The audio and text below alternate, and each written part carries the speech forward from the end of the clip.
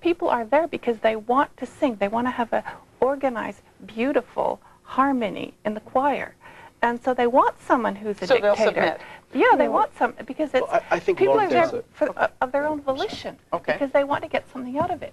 When you go to a martial arts class, you know, you don't sort of say, I don't feel like it, to your teacher, you know. You put up with what he makes you do, and if you don't like it, you leave.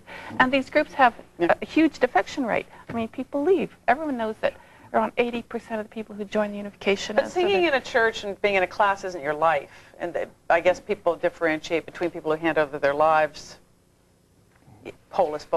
Yeah, Susan is correct that these organizations are trying to build new societies. Part of the trouble, however, comes on issues about when people get older. We're going to face a real crisis as, say, early missionaries for the Unification Church who've been in the group 20 or 30 years, start hitting their 60s and 70s, and some have. Where do they go? Where are the retirement homes? There's a big issue with second-generation members. Kids. Do you see that? Are you worried about that? Not at all. I think. Where are you going to retire to? Well, got a plan? Absolutely. I don't really plan to retire. I feel pretty good about what I'm doing, and I'm constantly involved. But like any organization, we started with mostly very young people, never minors. No one underage was gotten involved in a coercive manner. People who were legally adults and able to make their own choices.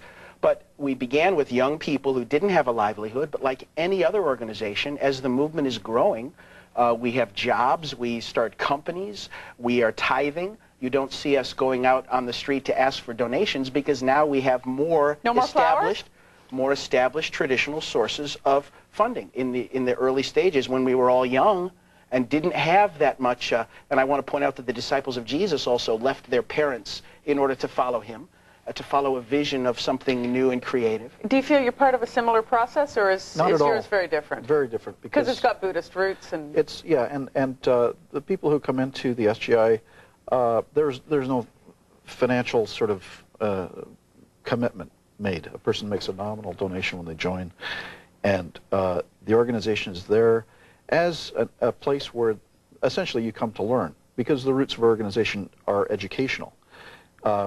The Buddha taught, that every person must become their own master, and so even though we have a person who we regard as a spiritual teacher, no one should ever follow anyone blindly or just because so-and-so says. But each of us have to find the answers on our own. So I'm sorry, just one other thing is that our organization encourages people to go out and become successful. We don't get involved in that. We don't have any business enterprises or that sort of thing. Okay, I'm going to pause there. We'll take a break. We'll be back.